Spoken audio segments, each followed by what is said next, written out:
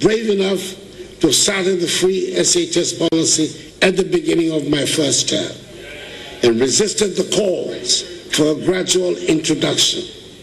I'm glad that we've removed from the Ghanaian mindset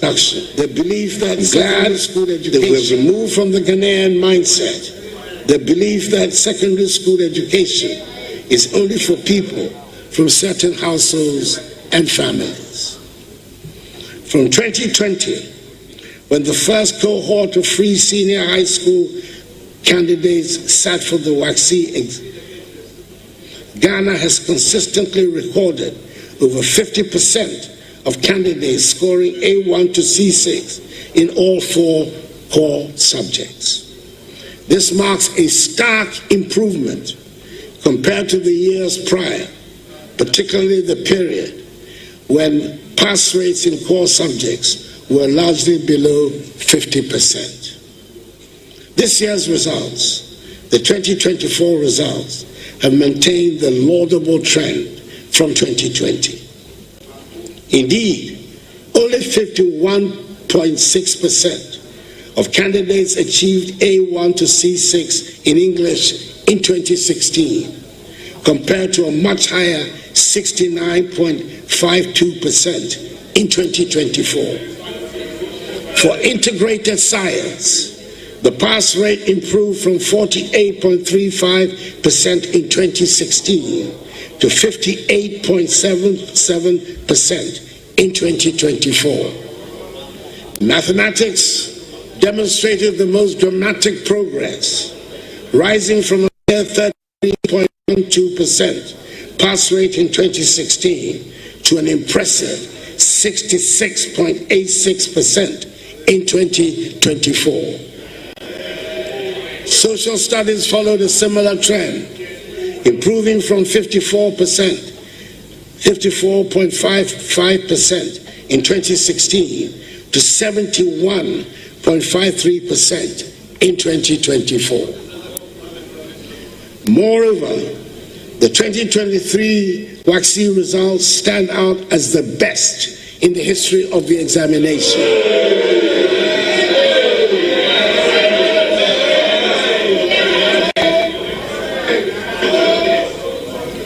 No amount of shouts will displace data. It will not happen. The data is there.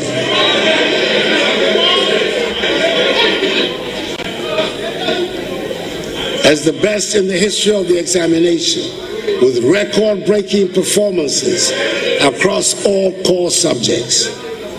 It is obvious then that our reforms have not only expanded access, but have also enhanced the quality of education. I am glad that we have elevated TVET and STEM to where they properly belong, and that they will no longer be seen as the option for those who cannot make the top grade. We have embarked on the development of 20 STEM centers and 10 model STEM senior high schools across the nation, and also constructed 186 new science laboratories nationwide. The other day, I commissioned the Accra STEM Academy, which is destined to play a key role in the future of STEM education in our country. These institutions are designed to provide hands-on learning experiences with cutting-edge facilities. From coding to robotics, our students are being prepared for the demands of the 21st century. It has not been without challenges, but the results are evident. I'm delighted with the infrastructure transformation that has taken place on our school and university campuses. This was displayed in a dramatic fashion a few weeks ago when the Ministry of Education staged the simultaneous commissioning of 80 new educational facilities across the nation. I do not suggest that we have finished what we set out to do, but we have certainly established what a kindergarten is supposed to be like. We've established what a primary school should be like. We've set standards for what constitutes a JHS. Science laboratories are now integral parts of junior and senior high schools, and computer tablets are available for all school children. Mr. Speaker, no one can accept that a public school building can be painted in beautiful and attractive colors. Mr. Speaker, we have aimed to make the learning and teaching atmosphere a happy one for all school children and their teachers. We spend a lot of resources on education in the past 8 years, and I'm persuaded that it is money well spent, and the long-lasting benefits for our society will provide the justification for the expenditure. Mr. Speaker, it is impossible to make any meaningful accounting of my time in office without reference to the COVID pandemic. With the passage of time, it is easy to play down the extent of the catastrophe that have brought our world to a thundering halt and brought wild animals to lounge on highways. Do we remember that airports around the world were closed, and some 2 years after the formal end of the pandemic, worldwide shipping and cargo freight have not returned to normal? Schools were closed around the world, and it took courage to reopen our schools. And there are parts of the world that have not yet made up for the closure of schools necessitated by the pandemic. Probably, Mr. Speaker, the most poignant aspect of those times was not the fear that gripped us all, but the fact that we were unable to hold hands or hug each other, and we could not have funerals for our dead. It is worth emphasizing the point that with the help of the Ghanaian people and the guidance of the Almighty, we managed the pandemic in our country to the admiration of the whole world. Indeed, during the COVID-19 pandemic, Ghana emerged as a leader in Africa, managing the crisis with a balanced approach that prioritized lives and livelihoods. We were among the first countries on the continent to secure vaccines and roll out a comprehensive vaccination program. The establishment of our own vaccine manufacturing facility under the supervision of the National Vaccine Institute, a body created by Act of Parliament in collaboration with international partners, is a testament to our resolve to build resilience in our healthcare system. In the spirit of transparency and accountability, a parliamentary audit was conducted on the accounts relating to COVID-19 expenditures, reflecting my government's attachment to accountability and the effective stewardship of public resources during a time of crisis. However, the consequences of the COVID-19 upheavals on all aspects of our lives have gone way beyond what anyone could have imagined, and we're still dealing with the effects on the economy. But let me first deal briefly with the effects on the health sector. This pandemic showed us some of the alarming shortcomings of our health delivery system, and we have strived to seek remedies to ensure that we're reasonably prepared to meet the next emergencies. The most important intervention is the Agenda 111 project we have embarked upon that aims to place a hospital in every district. Out of the 101 district hospitals and 2 psychiatric hospitals on the project list, there are 99 district and 2 psychiatric hospitals where contractors are deployed and work is in progress. I'd hoped that construction will be completed on all of them, but that, alas, was not to be. I'm pleased to report that on December 5th, I had the utmost pleasure to commission 3 of the district hospitals. Progress of works on the other 98 active sites range from 5% for sites whose work commenced recently to 95% at other sites. I'm hoping that the incoming Mahama administration will ensure that the project is completed to put our health infrastructure on a sound footing. Furthermore, we launched the National Ambulance Services Revitalization Program, increasing the number of ambulances from 55 barely functioning ambulances to over 300, ensuring timely emergency response and saving countless lives. The strides in healthcare reflect our collective commitment to build a system that prioritizes the dignity, health, and well-being of every Ghanaian.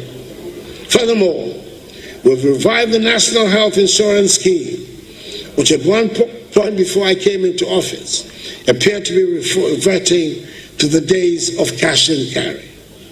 The number of subscribers has risen from 10.6 million in 2016 to 17.9 million at the end of 2023.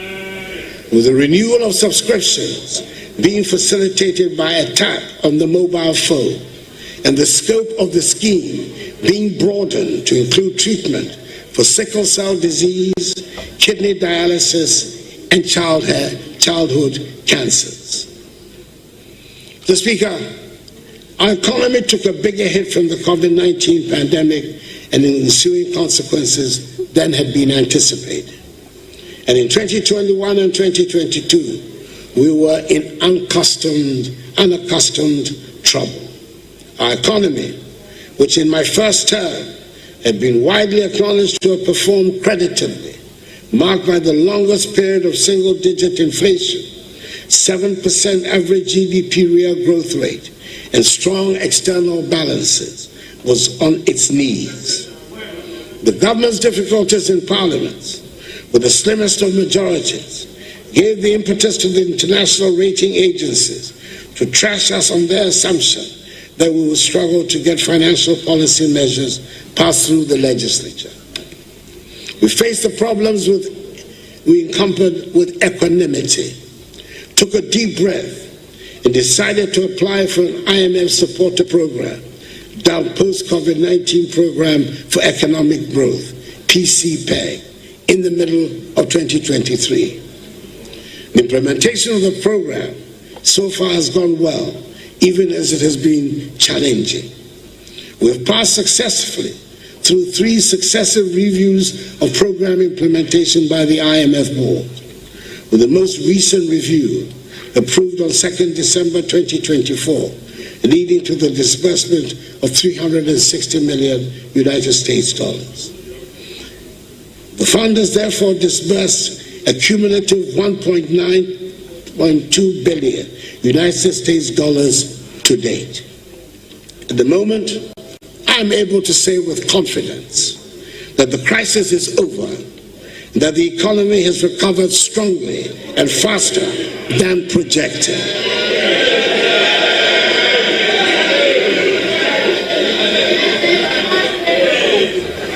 In order for me to be able to make this assertion, I must make reference to the debt restructuring exercise.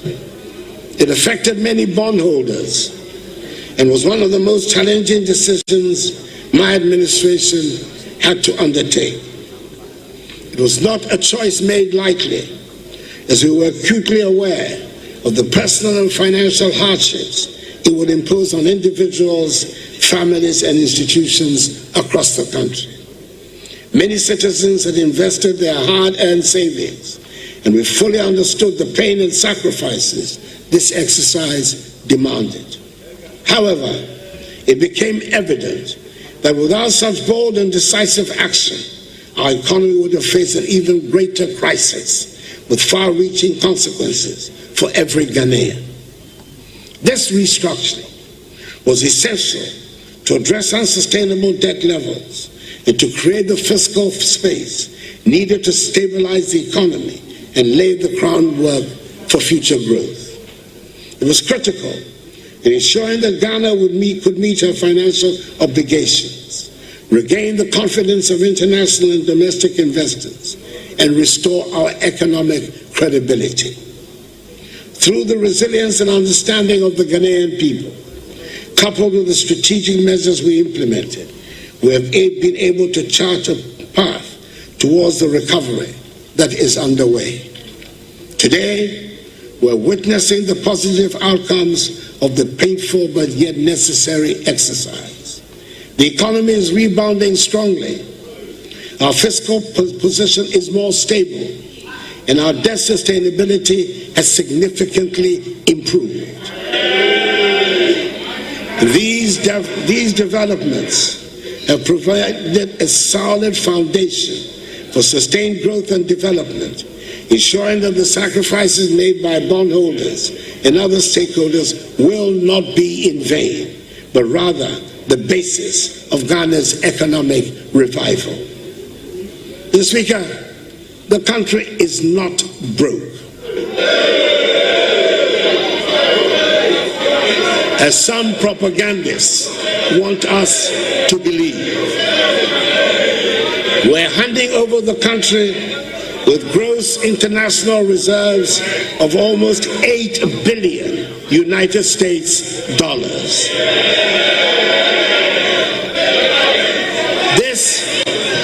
This is more than the $6.2 billion United States dollars of gross international reserves my administration inherited in 2017.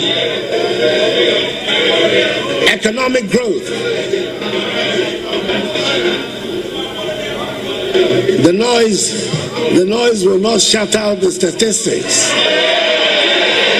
And I intend to put the statistics on the record of Hansa,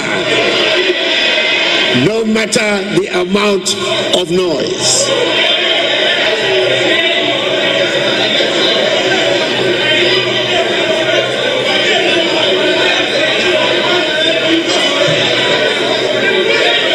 Mr. Speaker,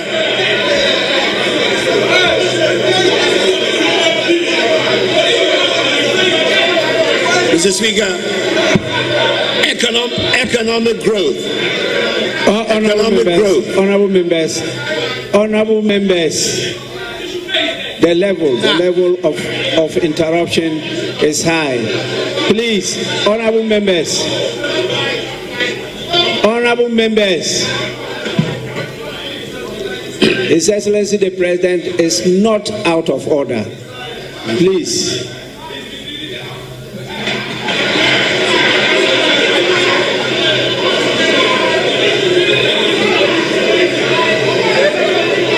Honorable members, your statistics might be different from his, but that doesn't mean he's misleading the House. He is in order. Please, Your Excellency, continue. The statistics cannot be different. There's only one set of statistics that there is. It cannot be different. Your Excellency, truth is indivisible. Truth is indivisible. It's one and one only. Your Excellency, thank you very much. As an accomplished member of Parliament, you are out of order.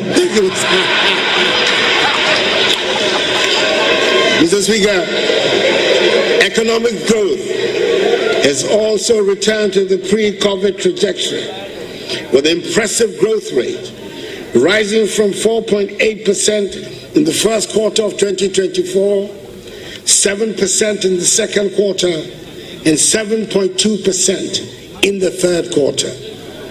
It is projected that this year's growth rate will be 6.3%, significantly higher than the 3.4% my administration inherited in 2017.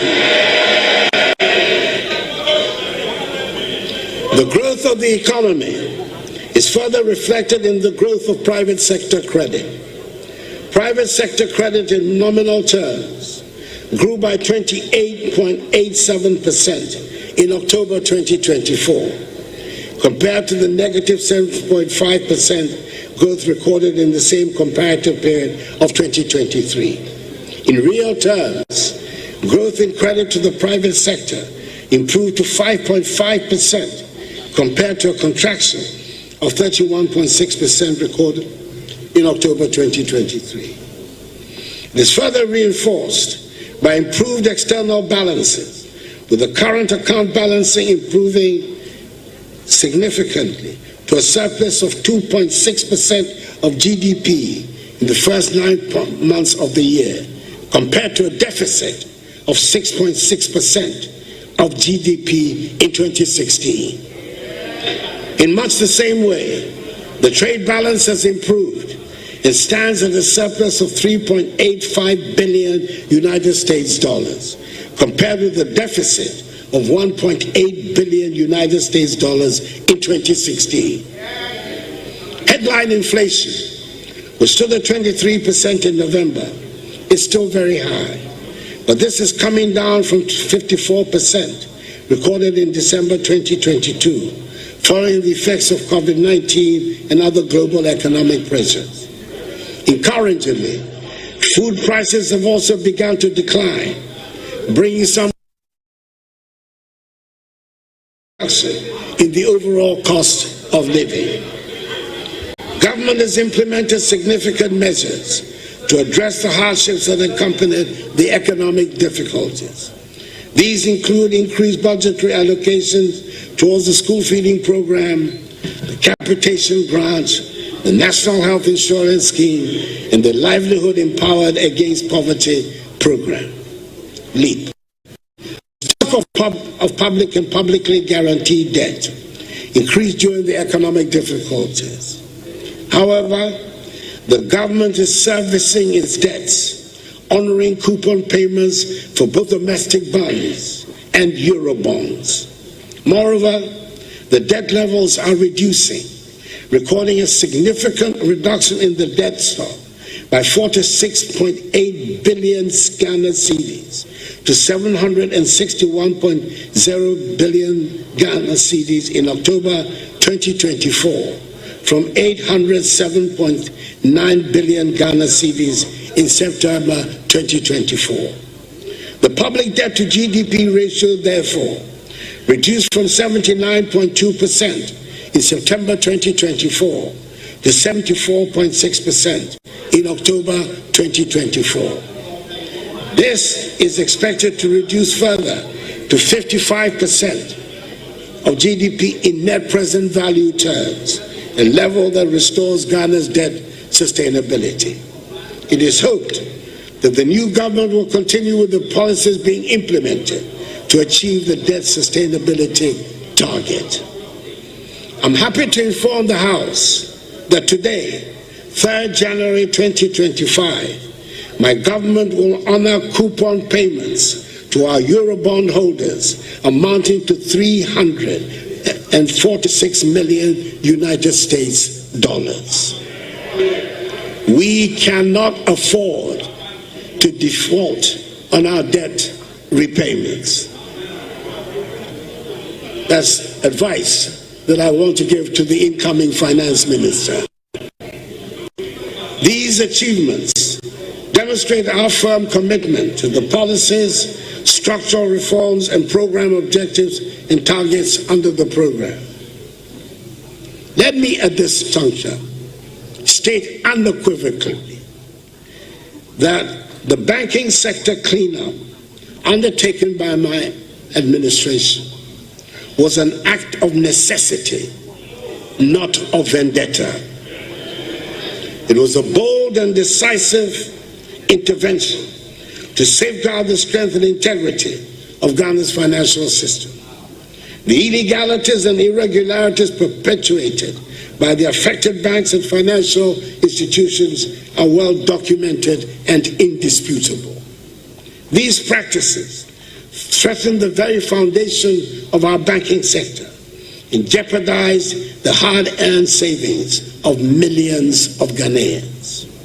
Our actions ensure that not a single depositor lost their money, an unprecedented achievement in financial crisis management. Today, the results are there for all to see. A more robust, stable, and resilient banking sector capable of driving economic growth and supporting the aspirations of our people. It was a necessary decision to restore public confidence and secure the future of Ghana's financial sector. Mr. Speaker, My government recognized at the very outset that the fight against corruption required more than rhetoric. It demanded systemic, sustained, and strategic action. To this end, my government initiated a holistic program of legislative, administrative, financial, and technological reforms. Indeed, one of my most satisfactory moments as president was when we established the Office of the Special Prosecutor. For me, this was not just another government office. It was and still is a symbol of our determination to tackle corruption head on. I wanted Ghanaians to know that no matter their rank or status, would be above the law. Its creation was initially met with considerable skepticism in some quarters, but I believe now that there is general consensus that has been an important contributor to our anti-corruption efforts.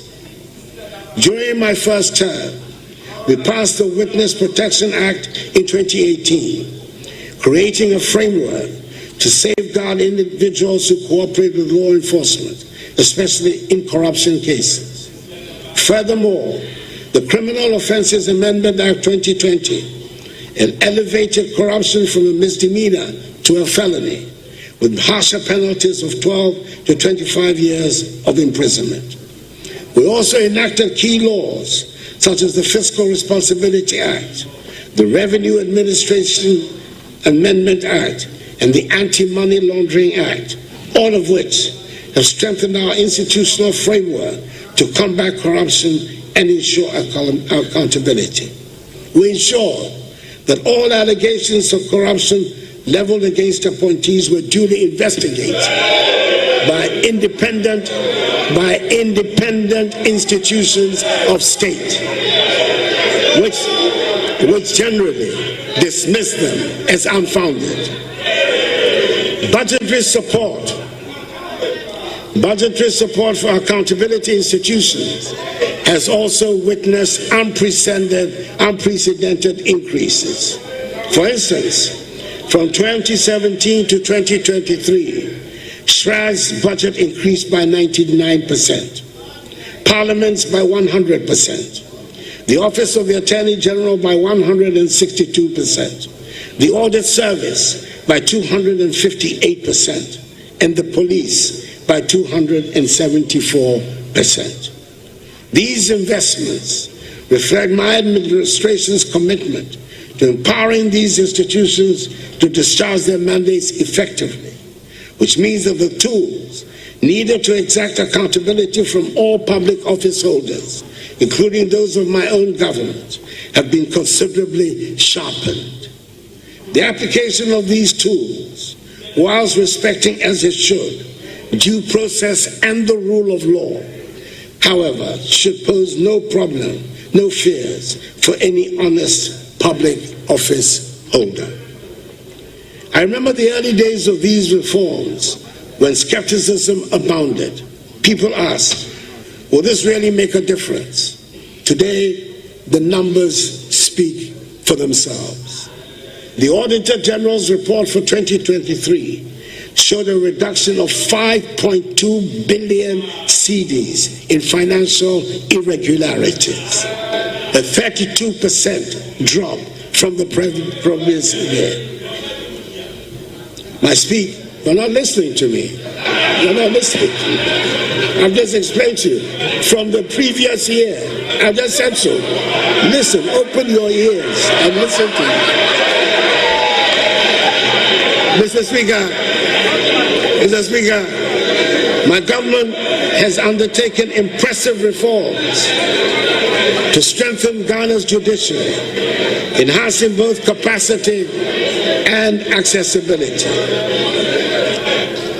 Key achievements include addressing court infrastructure challenges with the construction of 100 courthouses, 90 of which have been completed and are operational, making it the biggest single infrastructural intervention for the judiciary in our nation's history. The establishment of the Court of Appeal complex in Kumasi, along with 20 townhouses and a guest house for justices in the northern sector now enables appeals from 11 regions to be handled locally, reducing delays in justice delivery. Additionally, the implementation of the e-justice system has digitized case management and streamlined processes, solidifying the judiciary's role as a bulwark of Ghana's democracy and development. Moreover, the Law House, a modern facility for the Office of the Attorney General, has now been completed. Mr. Speaker,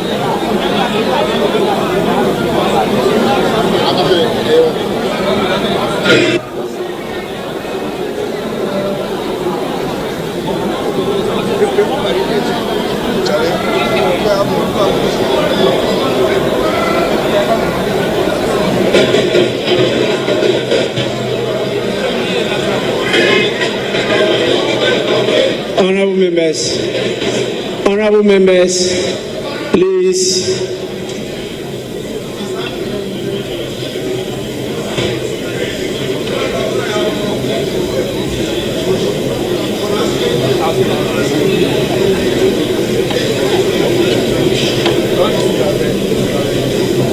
Let's have some order and let's continue with the business. Your Excellency, you may do so now. Thank you very much, Mr. Speaker. Apologize for that. Mr. Speaker, as I was saying, infrastructure development has been a cornerstone of this administration. The construction and rehabilitation of over 12,000 kilometers of roads have improved connectivity and reduced travel times. These projects have not only facilitated trade, but also enhanced access to essential services. It is fitting, therefore, to acknowledge that this administration has constructed more roads and interchanges than any other in our nation's history. In the Greater Accra region alone, we have completed the Pokwase Interchange, Tema Motorway Interchange Phase 1, Obechebi Lamte Interchange Phase 1, the East Legon Underpass, and recently, the Flower Pot Interchange. Beyond Accra, we have also delivered the first ever interchanges in the Eastern region at Sohum and in the Northern region at Tamale. Each of these projects tells a story of commitment, foresight, and a Ghana that is continuously moving forward. There are 14 additional interchanges currently underway across Ghana, at each at different stages of completion. In Greater Accra, we're building interchanges at Obetemi Lamte Interchange Phase 2, Nungwa, Ajingrano, Bone Barrier, Pram Pram, Dawenya, Savannah, and Tema Motorway Phase 2. In the Ashanti region, ongoing projects include the Swami Interchange Phase 1, Anumanje, Makro, Magazine New Road, Ebusuakura and Abrepo, as well as the PTC interchange in Takoradi in the Western region. These projects represent the scale of our ambition, a commitment to excellence and growth that knows no limits. Mr. Speaker, in aviation, we have expanded airports, including the construction of the Yakubu Tali International Airport in Tamale, the Prempeh I International Airport in Kumasi, the rehabilitation of the Sunyani Airport in Sunyani, and the completion of the Ho Airport in Ho. These projects position Ghana as a hub for regional air travel. Mr. Speaker, over the past 7 years, we have revitalized Ghana's railway sector, undertaking key projects to modernize and expand the network. Notable achievements include the rehabilitation of the 66-kilometer narrow-gauge Western Line from Kojokrom to Takwa, the construction of a 22-kilometer standard-gauge line between Kojokrom and Manso, and securing funding to extend the Western Line from Manso to Huni Valley, connecting to the port of Takoradi.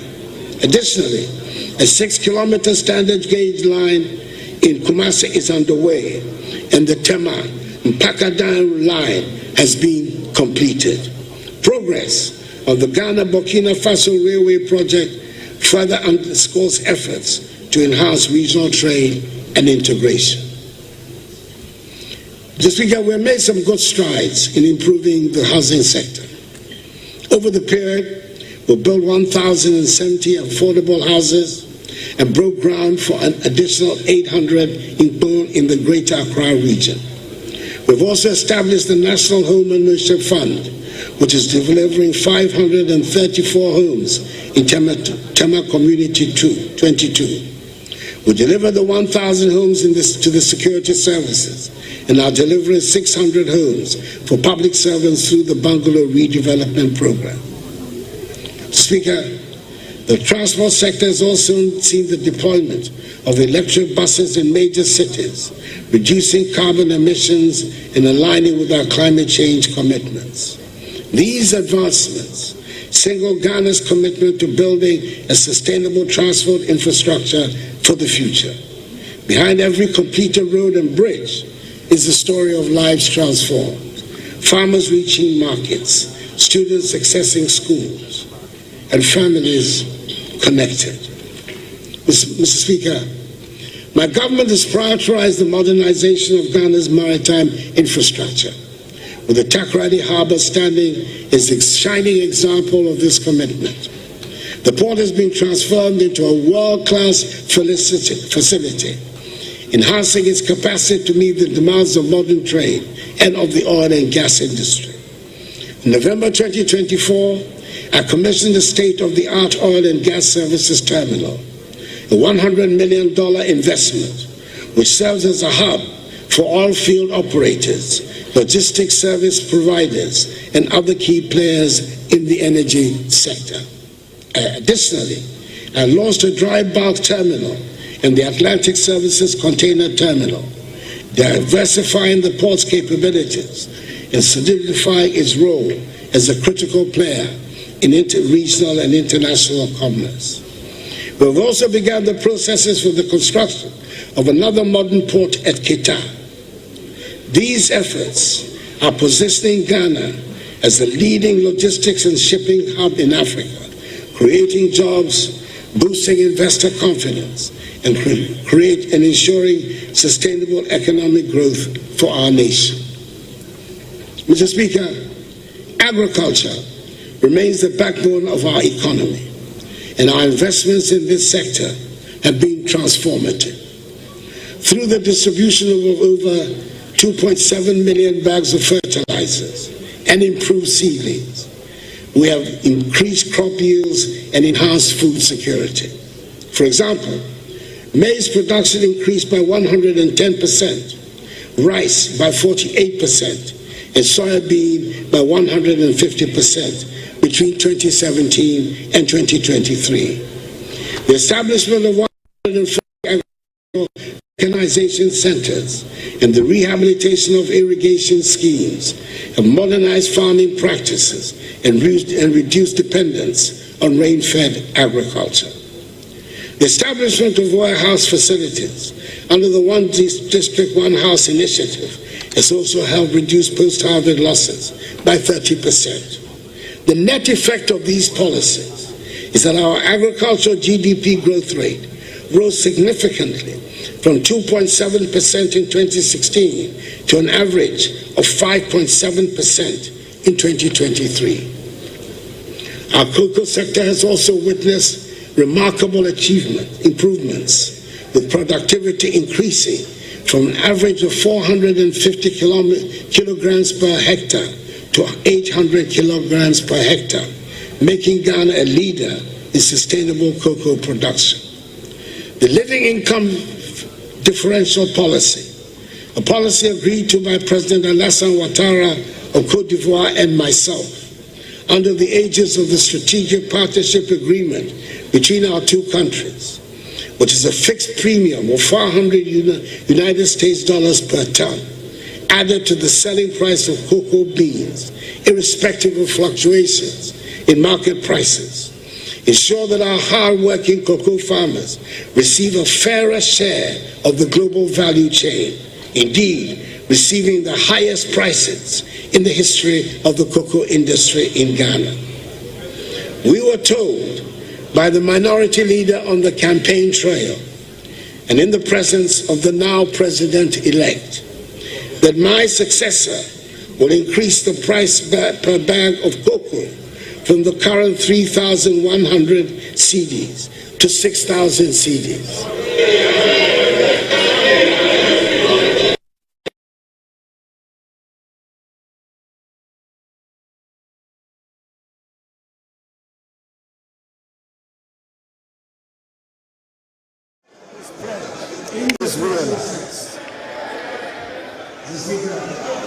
The construction of 12 in the fisheries sector sites and cold storage facilities across the coastal sea region, along with the commissioning of the Jamestown Fishing Harbour and the Almina Fishing region, along with the commissioning of the Jamestown Fishing Harbour and the Almina Fishing Harbour, has improved livelihoods and reduced post-harvest losses.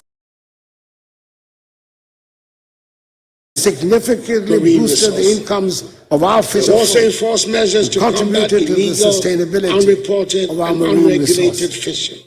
We've also enforced measures to combat illegal, marine biodiversity for future generations, improving the doubt to transforming the fisheries industry. Mr. Speaker, Ghana has made significant progress in expanding electricity access, with the electricity rate increased to 88.85%, up from the 79.3% I inherited. In renewable energy, completed projects such as the 4 megawatt floating solar PV at WOHO, completed projects such as the 4 megawatt floating solar PV at WOHO and the 15 megawatt solar PV at Kaleo, together with a 100 megawatt solar PV under construction at WOHO and a mini-grid electrification program in Ada East, have advanced efforts to reach the 10% that I inherited a nation plagued by doomsday. But I'm very happy to say that I leave office with the lights on.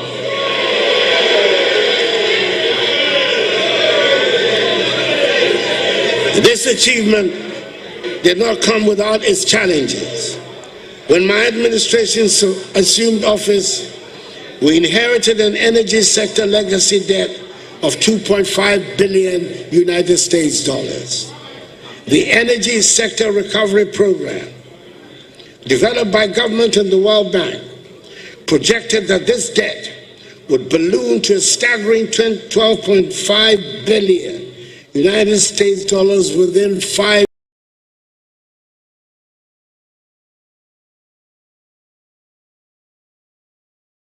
Mr. Speaker, we got to work immediately. Through tough negotiations with independent power producers, prudent financial management, and targeted interventions, we've been able to stabilize the sector while keeping the lights on. I'm pleased to report that we've kept the energy sector legacy debt to $2.5 billion, the same level we inherited, and have averted the $12.5 billion debt scenario, despite the rising costs of energy production and the global economic challenges that have unfolded during my tenure. The energy sector has been truly transformed, and I'm leaving office confident that the foundations we have laid will serve this nation well for generations to come. Mr. Speaker, one of the most notable milestones of my administration, I will have to mark chieftaincy as a growing source of insecurity that will continue to require a lot of attention. It is clear that part of that process is the need to strengthen the capacities of the Ministry of Chieftaincy and Religious Affairs and the Peace Council, the two frontline institutions responsible for dealing with chieftaincy and other disputes. Mr. Speaker, in my inaugural speech at my swearing in my first term on 7th January 2017, and early on in that term, I made a public commitment to tackle galamsey, the phenomenon that had been ravaging our environment and destroying our lands and water bodies in the pursuit of mining our gold. I knew and was very much aware that fighting galamsey was not a universally popular position for a president to take. But I felt strongly enough about the need to protect our environment to say I was prepared to put my presidency on the line in the defense of our lands and water bodies. And indeed, Mr. Speaker, the fight against galamsey led directly to the loss by my party of several parliamentary seats in the 2020 elections, and to the makeup of this 8th Parliament, which affected the implementation of my policy agenda and impacted the second term of my presidency.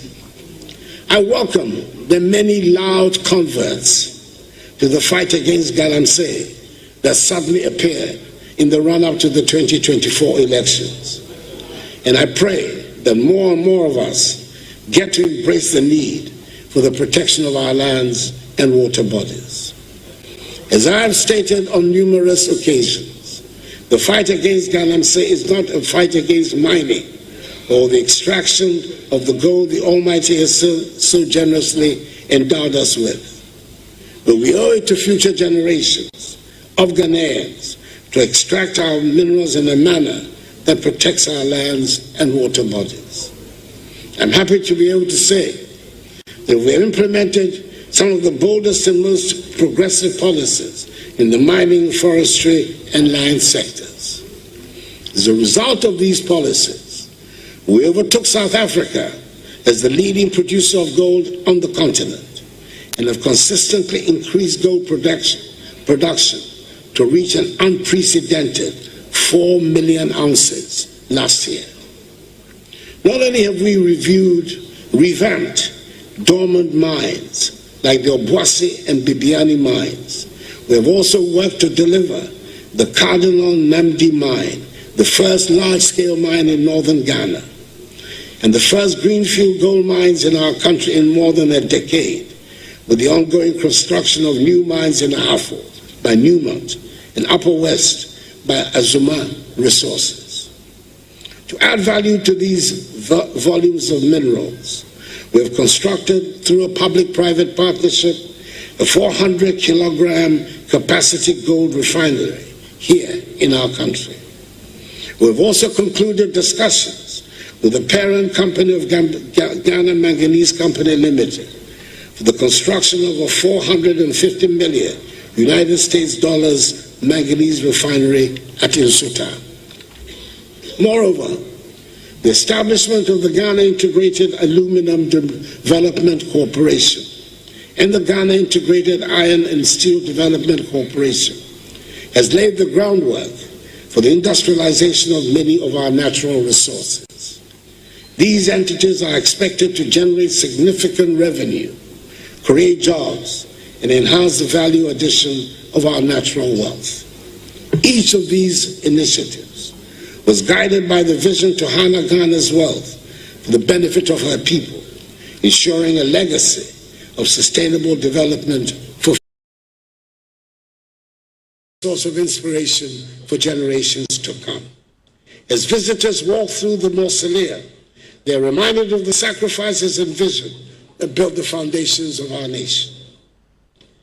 The Nationalism Park, which I recently commissioned, and which commemorates other important personalities in our independence struggle, like Kwabena Boni, Usuala Tamanche, and the legendary 3 ex-servicemen of the 1948 Christiansborg Crossroads shooting fame, Sergeant Ajete, Corporal Atipo, and Private Odati Lampe, has also been added to this development, as will be the proposed Heroes Park, whose sword I can't shooting fame, and Sergeant Ajete to celebrate Corporal Atipo and Private Odati Lampe has also been added to this development, as will be the proposed Heroes Park, whose sword I cut recently, and whose purpose will be to celebrate the legendary basic fame and other great figures of our path to freedom.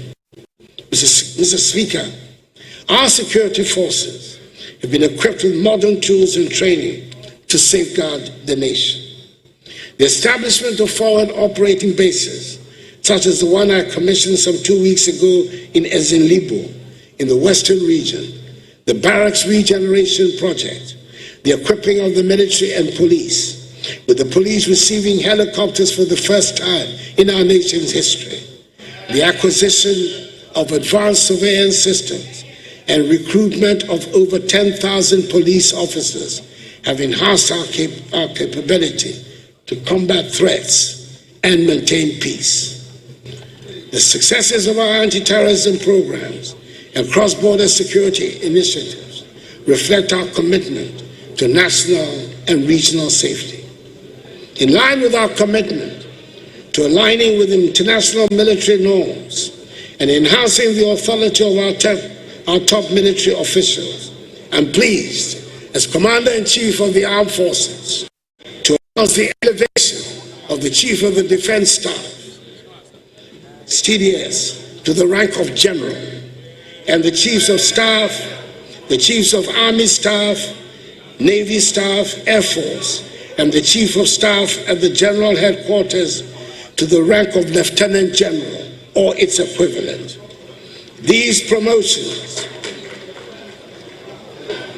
alongside our successes in anti-terrorism programs and cross-border security initiatives, position Ghana as a serious player in defense, and bolster our international partnerships in peacekeeping and security. In communications, the digitization of public services, including the Ghana card, mobile money interoperability, and e-services, has transformed service delivery and improved transparency. These initiatives have positioned Ghana as a leader in digital transformation on the continent, with over 18 million Ghanaians enrolled in the National Identification System. The expansion of broadband connectivity to rural areas has bridged the digital divide, ensuring inclusive access to the opportunities of the digital economy. Every citizen's ability to engage with technology is a testament to our shared belief in progress and innovation.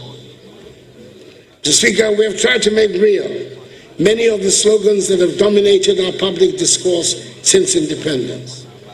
I'm proud to have approved visa-free travel to Ghana for all African passport holders with effect from the beginning of this year. This is the logical next step to the African Continental Free Trade Area and the workings of the largest trading bloc in the world. All these are essential elements to the realization of the AU's Agenda 2063, which envisages an integrated and connected Africa by 2063. Mr. Speaker, I'm thrilled to state that under my leadership, Ghana has made significant strides in foreign policy, cementing our place as a respected voice on the African and global stage. It was during my tenure that Accra was unanimously chosen by the authority of heads of state and government of the African Union to host the Secretariat of the AFCFTA, a crucial phase in Africa's journey towards economic integration. We also secured Accra as hostess to the Climate Forum Secretariat, a grouping of 56 countries, reaffirming Ghana's commitment to leading the fight against climate change for vulnerable nations. As chair of ECOWAS for 2 successive terms, I had the privilege of guiding our region through challenges of political instability and economic recovery.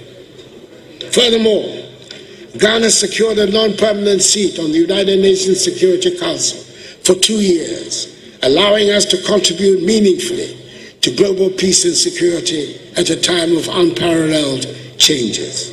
Indeed, it was Ghana that led the Security Council to adopt Security Council Resolution 2667, which provides for the United Nations to pay from assessed contributions 75% of expenses of UN peacekeeping operations in Africa, a matter that had been in controversy and unresolved for several years. Additionally, Ghana witnessed a moment of immense pride when Shirley Ayoko Botry, a distinguished Ghanaian, was elected as Secretary General of the Commonwealth. The first time a Ghanaian and an African woman has held this esteemed position. I hope the House will join me to extend hearty congratulations to our Foreign Minister, Honorable Shirley Ayoko Botry.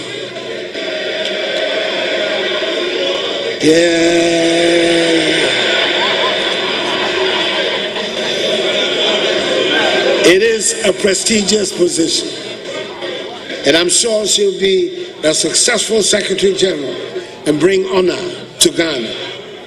Another feather in the cap of Ghana's recent foreign policy has been the attainment this year of full membership of l'Organisation Internationale de la Francophonie, OIF, of which we have been an associate member for some 18 years. Our country, one of the few to be full members of both the Commonwealth of Nations and La Francophonie, has the opportunity to play a constructive role as a bridge between the Anglophone and Francophone worlds, particularly in Africa, enhancing our influence. These milestones reflect my administration's dedication to advancing Ghana's interests and strengthening our standing in the international community. Mr. Speaker, there is a subject that continues to attract a lot of public discussion, and that is the call by some for a review of the 1992 Constitution, under which we have operated in this Fourth Republic for the past 32 years. Mr. Speaker, there is no perfect constitution anywhere in the world, and with all its shortcomings, I would say that this constitution has served us well. It has provided the platform for the longest period of uninterrupted, stable, constitutional democratic governance in our history. A constitution does not cure the irritations of the democratic process.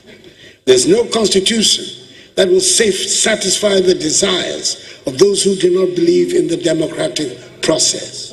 I would suggest that in the approach to the calls for a constitutional review, we should be guided by the old saying, festine lente, the Latin adage for hasten slowly. In this spirit, I'll be forwarding the document prepared and submitted to me by the Constitution Review Consultative Committee on proposals for the review of the Constitution, along with the concerns and suggestions raised, to the President-elect for his consideration as he prepares to assume the responsibilities of leadership. Mr. Speaker, elections are the main planks of the democratic structure. We have just had the 9th set of elections since 1992.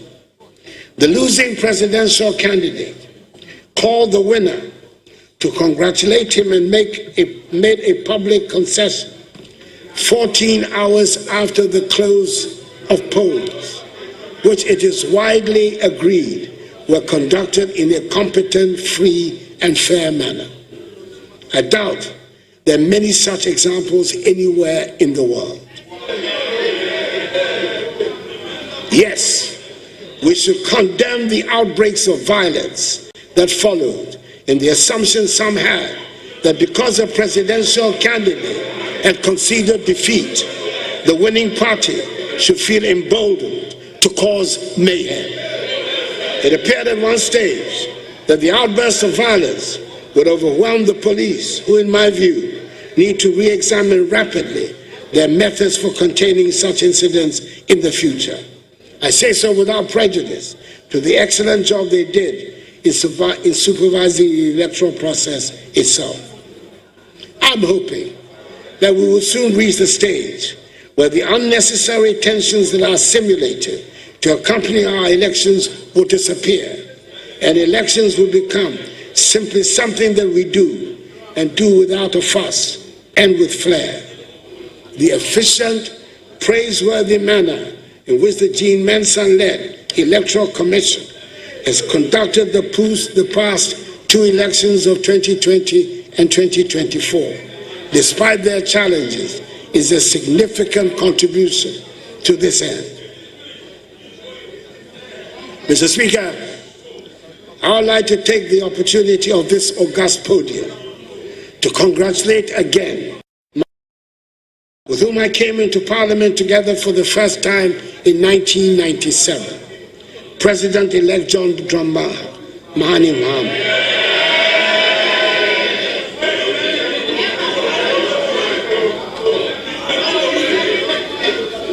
On his historic comeback victory of 7th December 2022.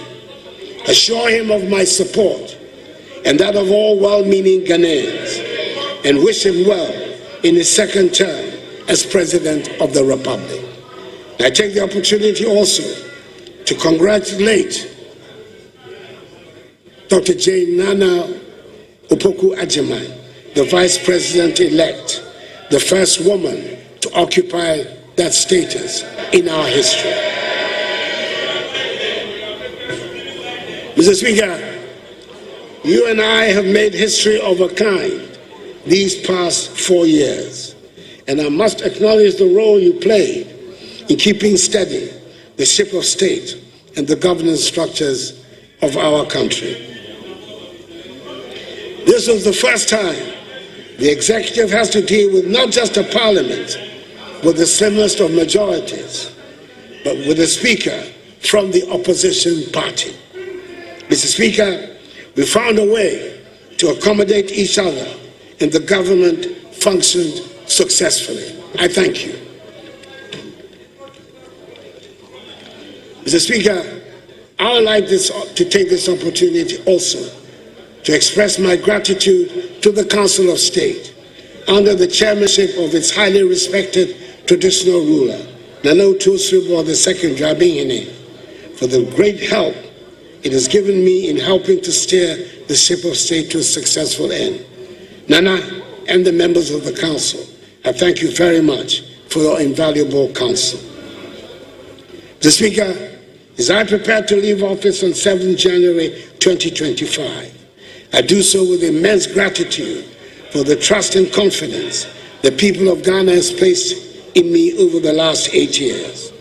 It has been the highest privilege of my life to serve as president of this great nation. I have done so with an unwavering commitment, boundless energy, and a deep love for Ghana, always guided by the belief that our nation's best years lie. Together we have weathered storms, celebrated victories, and laid the foundation for a brighter, more prosperous future. Reflecting on this journey, I'm filled with pride for what we have accomplished, from the transformative policies in education and healthcare, to the strides in agriculture, digitalization, energy, governance, infrastructure, industry, and trade. These achievements are not mine alone.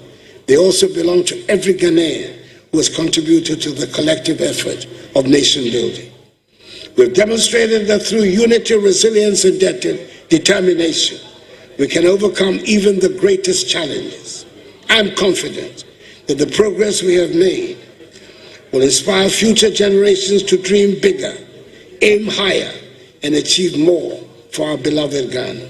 Mr. Speaker, as I take my final bow, I do so in the certain knowledge that our nation will go from strength to strength, and that freedom and justice has taken hold forever in our body politic.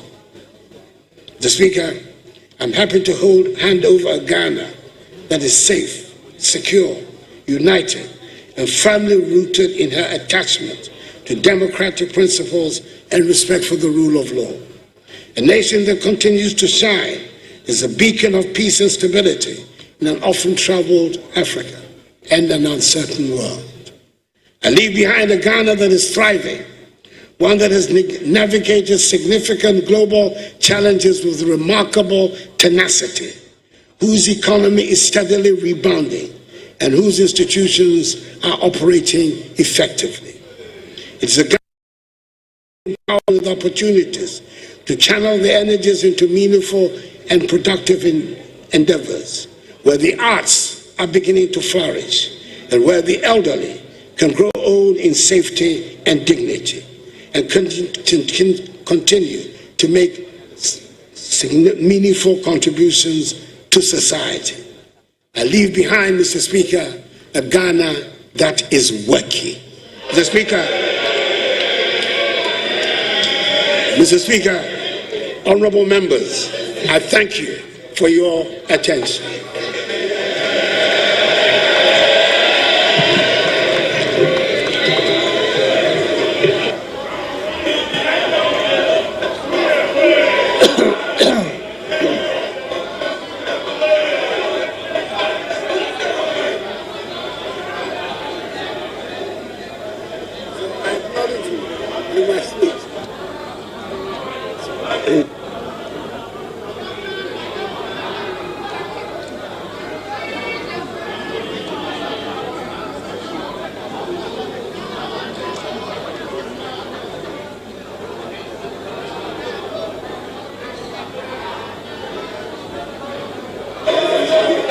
Where is the clerk?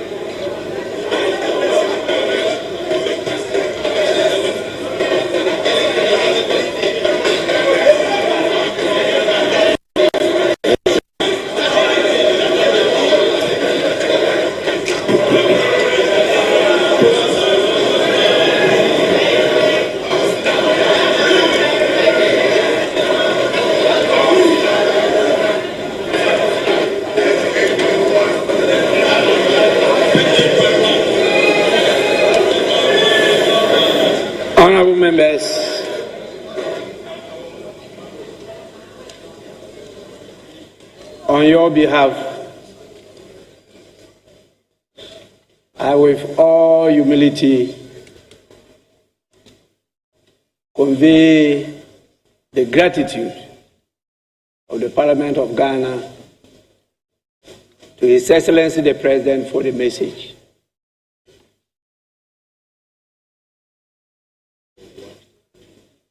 The House has heard him.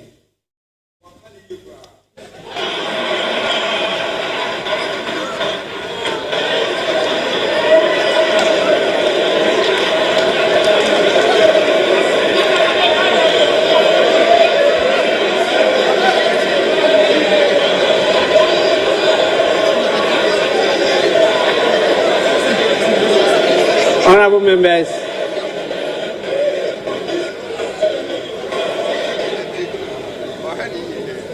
that was just a paraphrase. It wasn't a quote.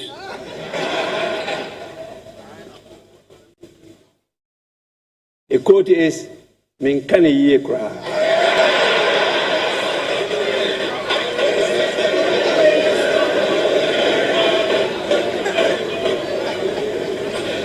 I thank His Excellency the President for setting the tone for, I believe, a very, very important national cause as the state of the nation. And we do this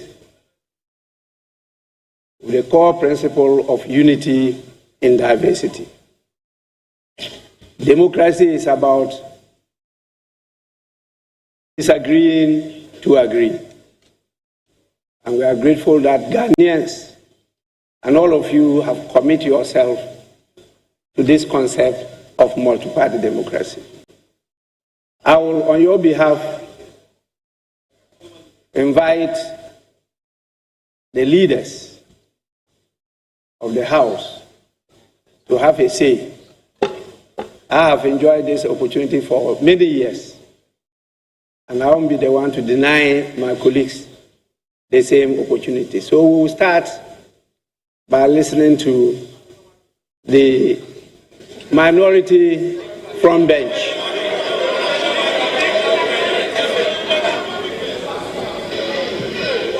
Thank you, Right Honourable Speaker. Honourable Speaker, I'm grateful for the opportunity to thank His Excellency the President for the message on the state of the nation that he has just delivered. Mr. Speaker, I need to remind you that the people of Ghana have already given their verdict on the true state of the nation. And that verdict was very, very clear. Economic hardship, huge debt overhang, high youth unemployment, hopelessness, and more. We have come to the end of the road for what has been undoubtedly the worst government under the Fourth Republic. Honourable Speaker, this abysmal record was confirmed on December 7th when the people of Ghana returned the most overwhelming and emphatic vote of rejection of any government ever witnessed under the Fourth Republic. Mr. President, you will be remembered as the first president who was cushioned by the IMF when you began, and you are still being cushioned at the end of your term. Mr. President, you left something very important in your account. You left out an account of your promise to God to build him a cathedral. But Mr. President, Mr. President, I will leave that for you, between you and your God. Mr. President, let me remind His Excellency, Honourable Speaker, that his tenure in office will remain a timely reminder of how not to govern the country. But let me also be quick to assure the good people of Ghana that hope is on its way. in President John Dramani Mahama and the NDC, we can once again glean a brighter future from the throes of despair.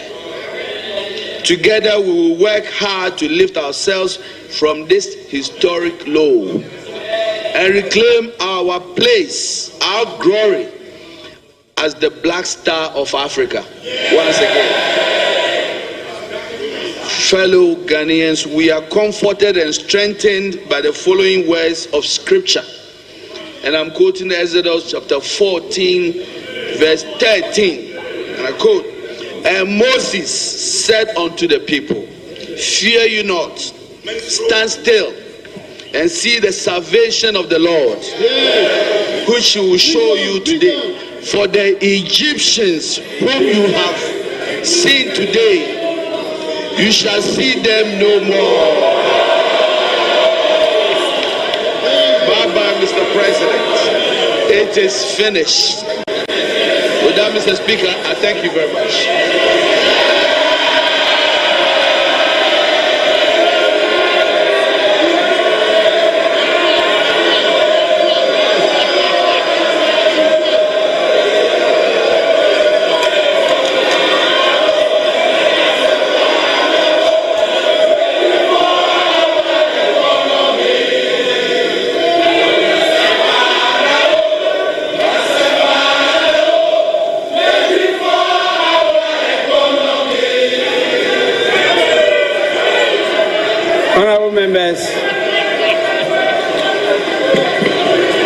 Honorable members, honorable members, I have taken note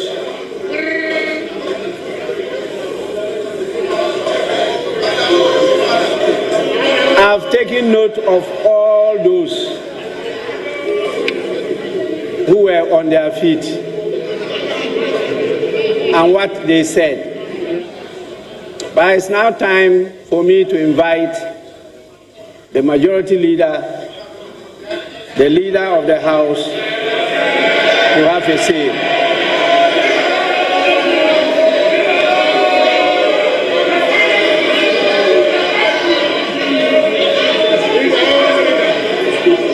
Mr. Speaker,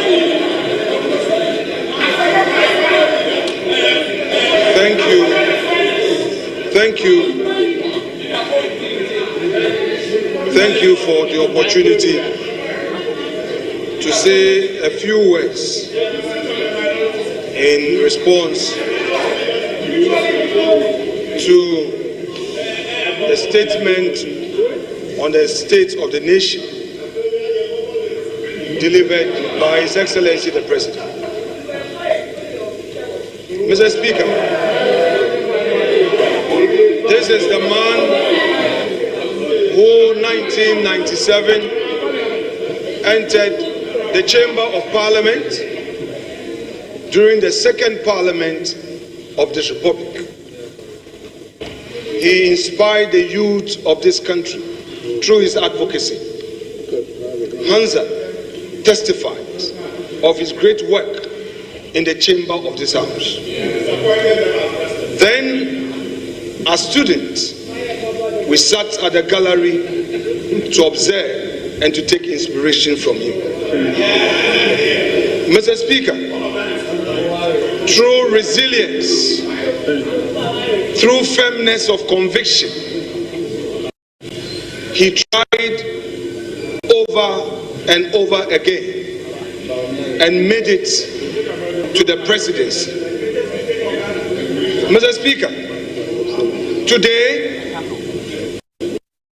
he has fulfilled a constitutional obligation to boldly deliver for Hansa his records in office for the 8 years.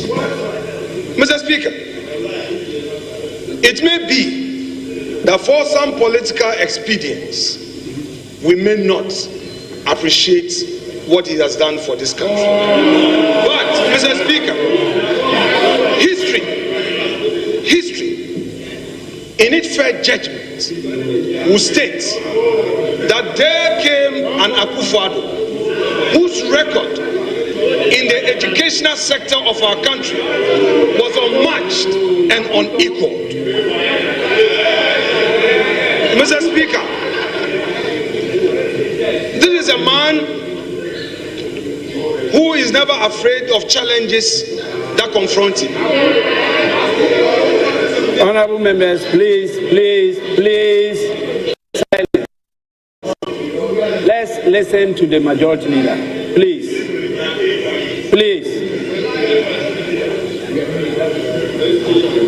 Mr. Speaker, he has given us data, which data tells us the record he came to meet and the record he's leaving us with. Mr. Speaker, the Agenda 111, a very ambitious policy to revive our health sector and to provide for the needs, the health needs of the many vulnerable communities, Mr. Speaker, which is also unmatched, is there for all of us to see. Mr. Speaker, above all, this president and his government have demonstrated that they have what it takes to keep our country safe all around us. And by virtue of my being a member of the ECOWAS Parliament, I am able to say on authority the challenges our West African neighbors face in terms of security. This country is safe and secure, and it is a haven for many West Africans who would want to invest in our country. This is a country we must be proud of. Mr. President, your country is proud of you. Democracy has experienced its best under your leadership. Today, we are being told that there is a new hope. That's no problem. It is supposed to be so. But soon, we will see the true colors of the umbrella. So, Mr. Speaker, I would want to say to my colleagues that you are yet to take over. We would be watching you for the next 4 years. And if indeed you have transformed, we will see with our naked eyes. This is a government that came into office and faced major challenge which confronted the world all over, but demonstrated resilience. This is a government that ensured that in spite of the COVID, all government sector workers were paid. This is a government that kept the lights on. This is a government that ensured that over 5.7 million Ghanaians had access to education. And Mr. Speaker, I would want to relate to this issue of free SHS. It took the grace of God for me to complete secondary education because my mom could not afford, my stepdad could not afford. It took the grace of God. And I know there were many Ghanaians who could not afford free SHS and because could not afford secondary education and had to stay at home. We know in our communities today, all those who could not get free SHS benefited from it when Akufo Addo assumed office. Mr. Speaker, TVET was also implemented for those who are placed at the lowest ebb of fortune's wheel to also get advantage of getting technical education. This is it.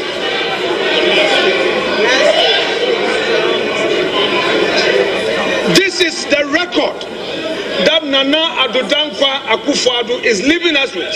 Mr. Speaker, posterity will be the utmost judge. And I repeat, soon and very soon, the Ghanaian people will see the true colors of this umbrella. I rest my case. Thank you, Mr. Speaker.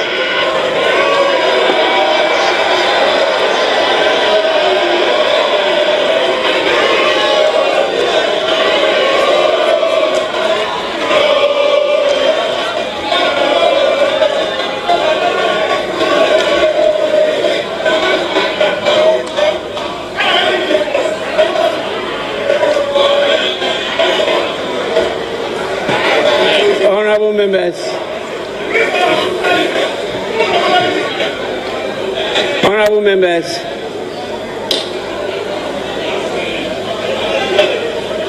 honorable members, please, let's be guided by the lessons of the wise saying that if you want to go fast, you go alone. But if you want to go further, you go together.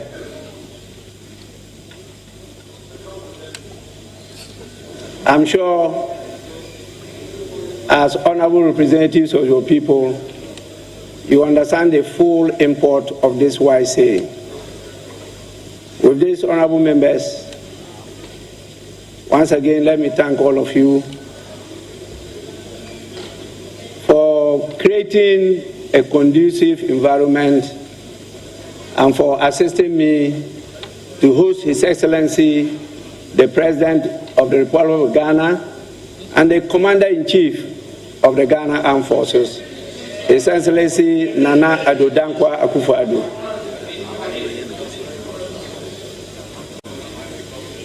We will now proceed to do what is expected of us, and that is to adjourn the sitting for today. Honorable members, the House stands adjourned till tomorrow. You don't want to come to work?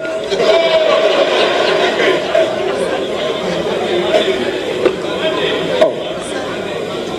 Actually, we don't have time. And so I wanted you to come for us to do something tomorrow. But if you say you are available only on Monday, you prefer tomorrow.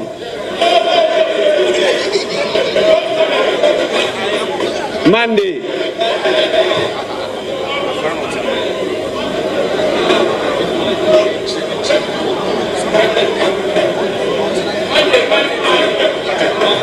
Honorable members, I get the sense of the House and will accordingly adjourn to Monday at 10 in the forenoon. The House is accordingly adjourned.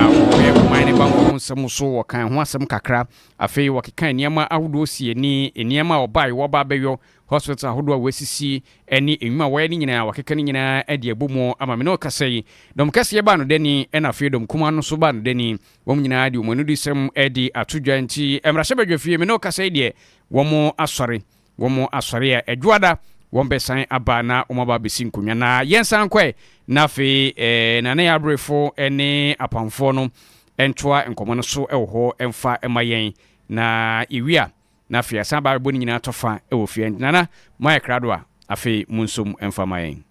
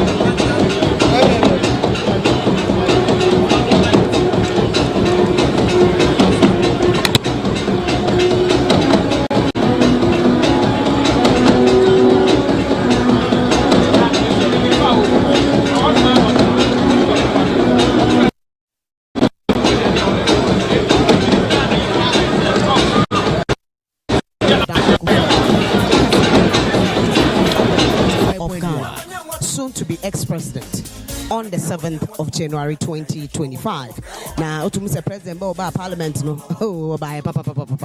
the State of the Nation's address to the President to try and do baby now,